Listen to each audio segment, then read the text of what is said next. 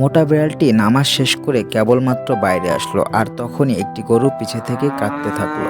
মোটা বিড়ালটি গরুর কাছে জিজ্ঞেস করলো, তোমার কি হয়েছে? গরু বলল, আমি খুবই ক্ষুধার্ত। এরপর মোটা বিড়ালটি বলল, চলো তুমি আমার সাথে, তুমি কাজ করবে, যা হলে তুমি তোমার উপার্জনের টাকা দিয়ে কিছু খেতে পারবে। তারপর মোটা বিড়ালটি গরুকে সাথে করে বাজারে নিয়ে গেল। তার কিছুদিন পর মোটা বিড়ালের ভাই তার গাড়িটি তার কাছ থেকে কেড়ে নেয়। এরপর মোটা বিড়ালটি তার ভাইয়ের কাছে অনুরোধ করলেও সে গাড়িটি আর দেয় না। এরপর গরুটি তাকে সান্ত্বনা দিয়ে বলে, বন্ধু তুমি দুশ্চিন্তা করো না, আমি তোমার সাথে আছি। কিন্তু তারপরও মোটা বিড়ালটি অনেক কান্না করছে, কারণ তোমরা কেউ এখনো একটা লাইক সাবস্ক্রাইব করোনি বন্ধুরা।